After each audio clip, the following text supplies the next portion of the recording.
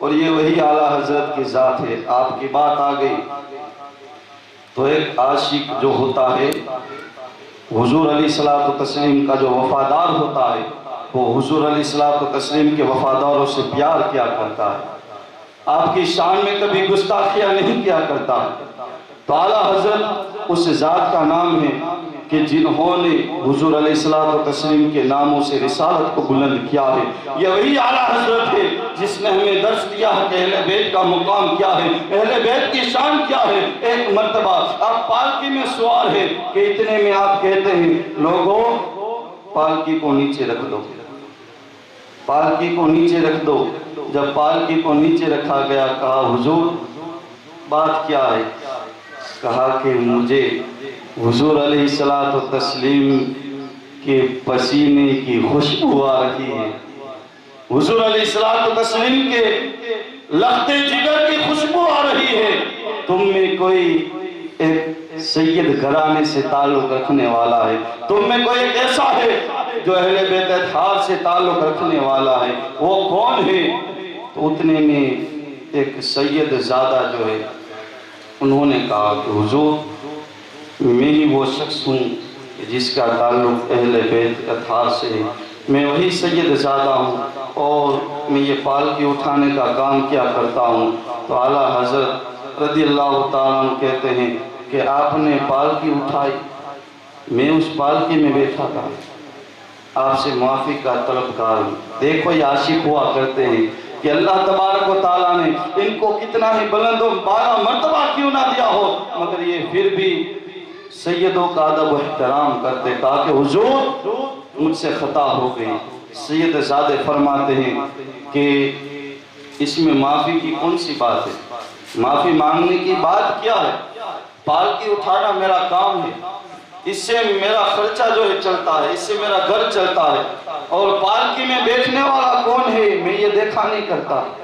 پالکی کے اندر بیٹھنے والا نیک ہے برا ہے اور چاہے کیسا ہی ہے، میرا یہ کام نہیں ہے کہ وہ کیسا ہے، میرا تو کام بس یہ ہے کہ میں پالکی اٹھا کر اس کو منزل تک پہنچا دیا کرتا ہوں۔ اعلیٰ حضرت نے کہا نہیں پھر بھی تم سید زادے معاف کر دو۔ کہا کہ حضور معاف کیا۔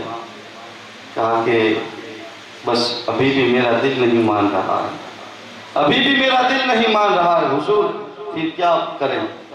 کہا کہ ایسا کرو تم اس پالکی میں سوار ہو جاؤ۔ اس سید زادے کو اعلیٰ حضرت فرماتے تم اس پالکی میں بیٹھ جاؤ۔ وہ سید زادہ جب پالکی میں بیٹھتا ہے اعلیٰ حضرت اس پالکی کو اپنے کاندھوں پر اٹھاتے ہیں اور زمانے کو بتا دیتے ہیں کہ لوگوں دیکھ لو یہ اہل بیت کا ادب ہے، یہ اہل بیت کی جو ہے خدمت ہے، یہ اہل بیت کی محبت ہے، اہل بیت کی محبت اس قدر تمہارے دلوں کے اندر ہونی چاہیے۔ جب اعلیٰ حضرت جیسی ذات ایک مزدور سید زادہ جو پالکی اٹھانے کا کام کیا کرتا ہے اس کا اتنا ادب و احترام کیا کرتے ہیں تو جو سیدوں کے امام ہے جو غوث اعظم دستگیر رضی اللہ تعالیٰ عنہ کی ذات ہے ان سے آپ کو کتنی محبت ہوگی، ان سے آپ کو کتنا پیار ہوگا۔ تبھی تو میرا امام بریلی کی سرزمین سے پکارتا ہے کہ واہ کیا مرتبہ ہے، غوث ہے والا تیرا، اونچے اونچوں کے سروں سے ہے قدم اعلیٰ تیرا، اونچے اونچوں کے سروں سے ہے قدم اعلیٰ تیرا۔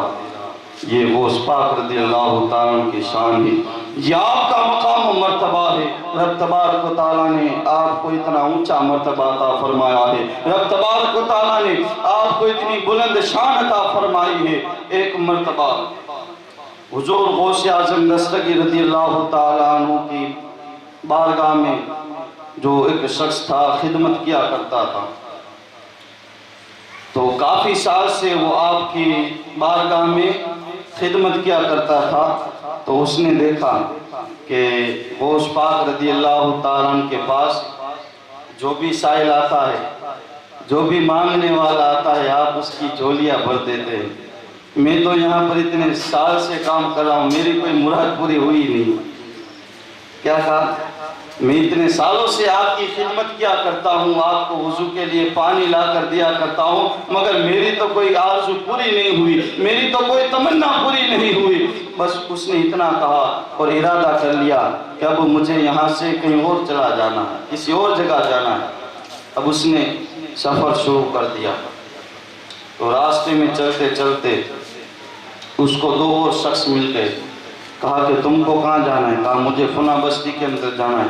کہا کہ ہم دونوں بھی وہاں جا رہے، چلو تم بھی ہمارے ساتھ ہو جاؤ، ہم تینوں مل کر اس جگہ پر جائیں گے، راستہ آسان ہو جائے گا، باتیں کرتے کرتے ہم وہاں پر چلتے جائیں گے۔ تو وہ تینوں ساتھ میں جا رہے ہیں۔ اب بھوک لگتی ہے تو کہتے ہیں کہ بھئی کھانا کس کے پاس ہے؟ کہا کھانا تو ہمارے میں سے کسی کے پاس نہیں ہے، تینوں میں سے کسی کے پاس کھانا موجود نہیں تھا۔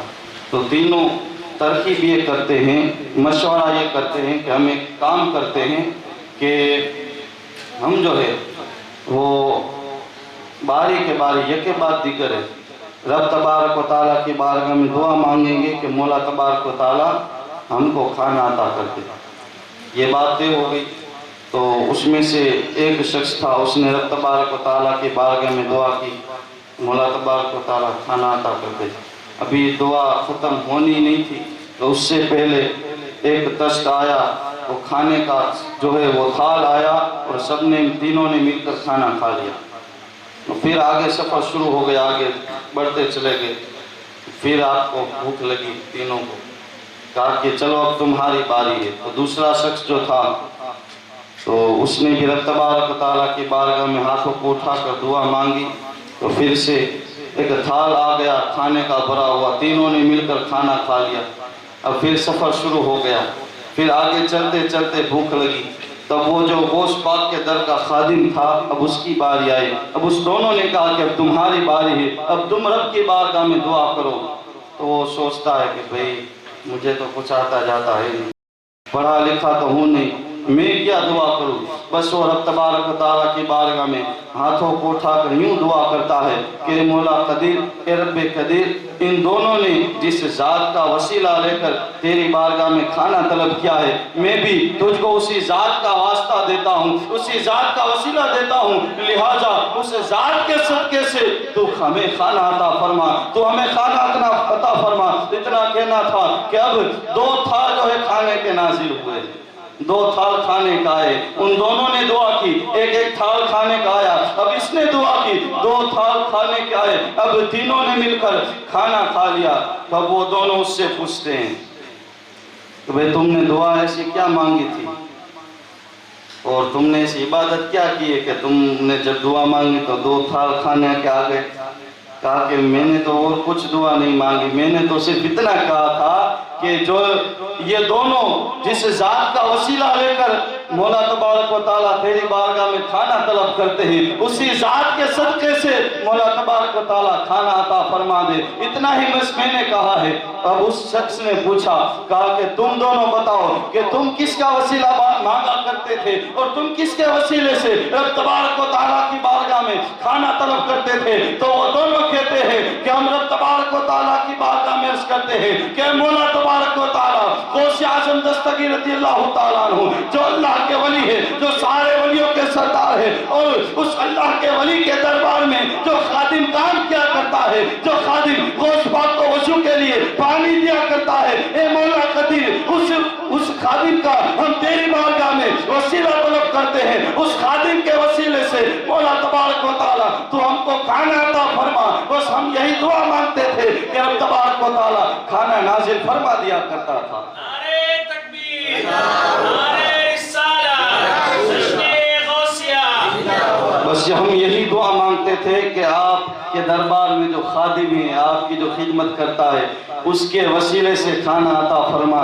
تو جب اس نے دیکھا کہ میں تو اپنے آپ کو کیا سمجھتا تھا اور رب کی بارگاہ میں میرا مقام کتنا بلند ہے، تو وہ واپس غوث پاک کی بارگاہ میں آیا اور آپ کے قدموں میں گر کر کہتا ہے، حضور مجھ گنہگار کو معاف کر دیجئے، مجھ خطاکار کو معاف نہ کر دیجئے، میں آپ کے مرتبے کو سمجھ نہیں پایا، آپ کے مقام کو سمجھ نہیں پایا۔ یہ غوث پاک رضی اللہ عنہ کی ذات ہے کہ آپ کے خادم کا جب اتنا مرتبہ ہو تو آپ کی شان کا عالم کیا ہوگا۔ جب در کے خادم کا یہ مرتبہ ہے تو آپ کی ذات کا کیا عالم ہوگا.